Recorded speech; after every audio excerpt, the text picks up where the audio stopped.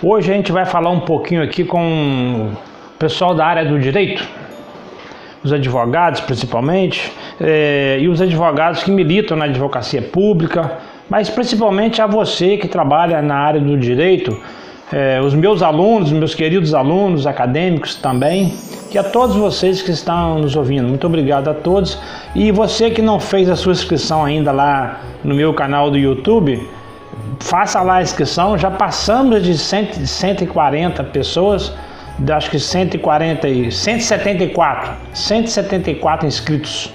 Graças a Deus, graças a você. E compartilhe esse vídeo, acione o sininho, curte lá, dá o seu like e compartilhe para outros amigos que você conheça, ok? Obrigado. Bom, gente, hoje a gente vai falar aqui rapidinho com os colegas da área do direito, o ramo da advocacia, sobre 4 temas recentes agora.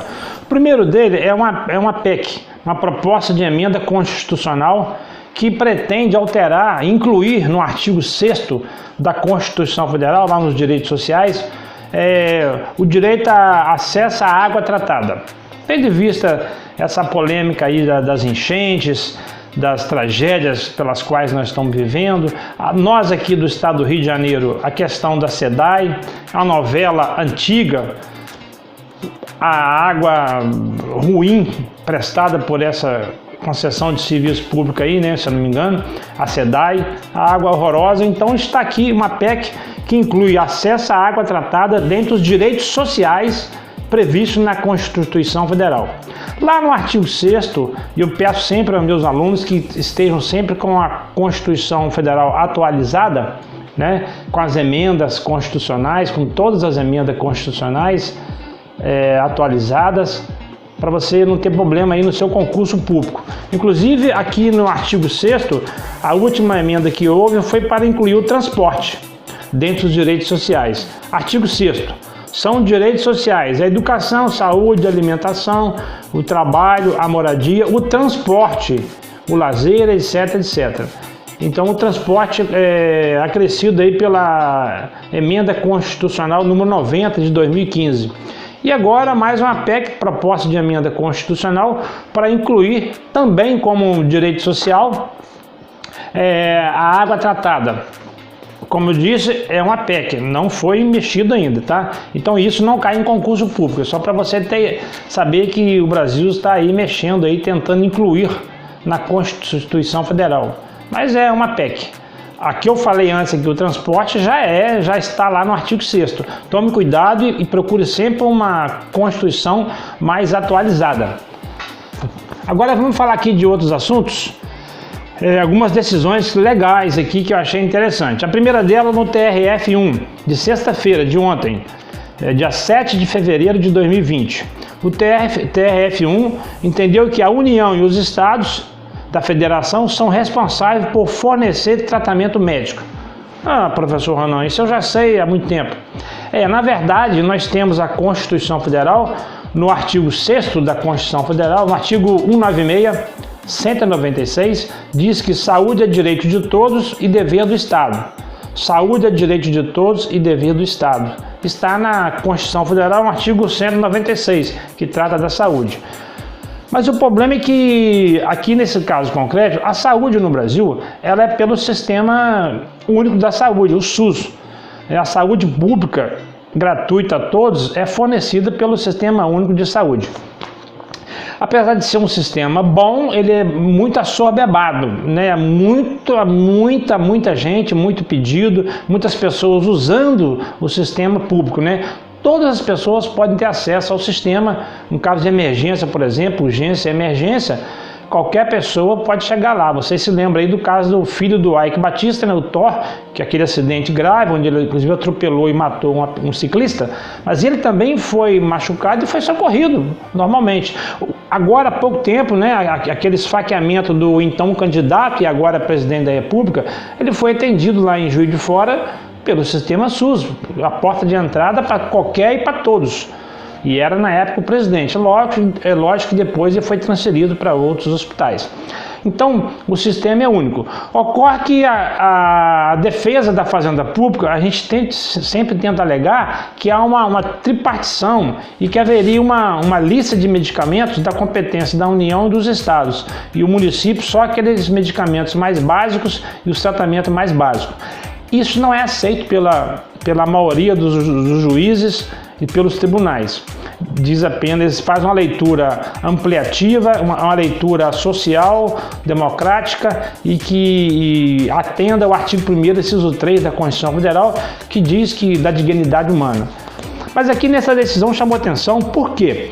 O medicamento, apesar de ser muito caro, já estava sendo fornecido um tratamento e pelo sistema. Só que logo depois o sistema não tinha como fornecer esse tratamento, não tinha esse medicamento, e inclusive não era recomendado, mas ele tinha um laudo médico particular e de alta complexidade, de alto custo, elevado custo, e a pessoa foi subindo o tribunal, chegou no TRF1 em Minas Gerais, e o tribunal reconheceu que a pessoa tinha direito sim, que o Estado era obrigado, mesmo naquele caso, a arcar com o medicamento.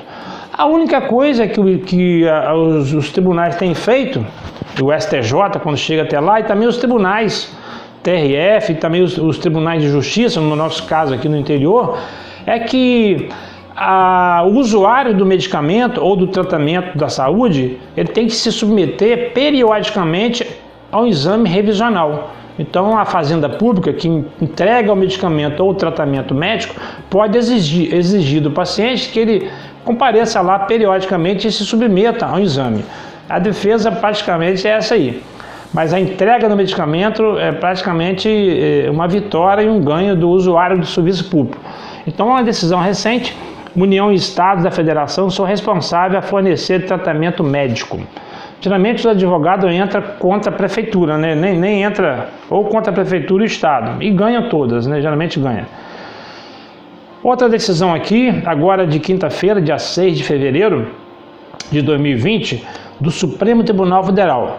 Plenário aprova tese que proíbe edital de barrar candidato que responde a processo criminal. Isso aqui é interessante. O que ocorre é que muitas das vezes o edital do concurso público, quando o candidato é aprovado no concurso, a administração pública pede uma série de exames a ele, inclusive uma série de declarações, certidões, nada consta, entre aspas, né?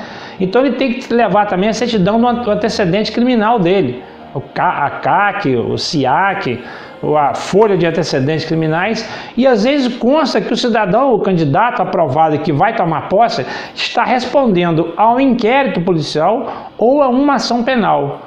E aí a administração deixa de dar posse a ele por não ter boa conduta.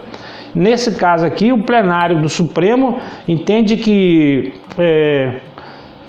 tem que dar posse sim, que não pode, não é justificável a Fazenda Pública barrar a posse do candidato porque ele responde a uma ação ou mesmo ao inquérito policial. Então, ele é direito dele sim a entrar no concurso público, mesmo respondendo a um processo criminal. Presunção de inocência, que o TRF1 alega ali presunção de inocência. Outra decisão de sexta-feira, e a última, para a gente comentar aqui hoje, é sobre o candidato também a concurso público. Aqui o candidato aprovado possui somente a expectativa de direito à nomeação. Aqui a gente sabe que há muitos anos atrás havia uma tese de que candidato que presta concurso público, ele tinha apenas expectativa de direito de ser nomeado. Ultimamente, a tese que prevalece é que o candidato aprovado em concurso público tem o seu direito subjetivo obrigatório, tem direito subjetivo à posse e exercício no cargo público. Essa é a tese primordial e que vigora, está vingando agora, né? Se ele for aprovado, ele tem direito a ser nomeado, e não mera expectativa de direito. A mera expectativa de direito foi convolada em direito certo, líquido e certo, para ele poder tomar posse. Mas aí tem alguns quadrantes aí. Neste caso aqui, essa decisão foi recente, de sexta-feira, dia 7 de fevereiro de 2020, o candidato aprovado possui somente a expectativa de direito à nomeação. Vamos dizer o que aconteceu nesse caso, depois eu vou tentar colocar o número dele para vocês. o candidato foi aprovado em primeiro lugar, mas só que era para cadastro de reserva. Então vamos tomar cuidado. Se previamente o edital já constou que era para meramente cadastro de reserva, o candidato que fez a prova sabia que se ele for aprovado, mesmo dentro do número da vaga, e só tinha uma vaga ali, ele foi aprovado em primeiro lugar, é para a expectativa de direito. Desculpa, não tinha vaga. Cadastro de reserva. Cadastro de reserva, não havia vaga nenhuma criada. Então aqui diz que é expectativa de direito. Essa é uma questão polêmica, né? Quanto ao mérito, o magistrado disse que ele tinha direito sim, possuía mera expectativa de direito, mas podia lutar tem direito à ação, mas não ao direito subjetivo lesionado. Não havia. Segundo o juiz convocado, o tal entendimento não se aplica à hipótese dos autos, porque não havia prova, não havia vagas, não tinha vaga, era só cadastro de reserva. E não havia interesse, necessidade da administração em dar provimento para ele, porque não tinha vaga. Então essa foi a tese aqui. Ainda de acordo com o magistrado, não demonstrada a preterição na ordem de classificação. Ele não foi preterido.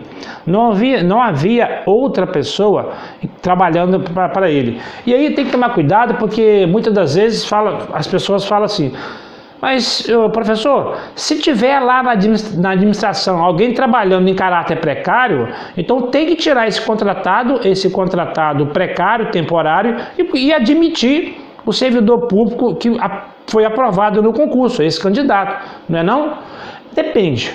Se aquele contratado temporário, em caráter precário, está ali para atender a necessidade de excepcional interesse público e temporário, ele não está ocupando um cargo ad eterno, é apenas uma transição. Então, nesse caso, esse candidato aprovado em concurso aqui, nessa hipótese, não teria direito líquido certo.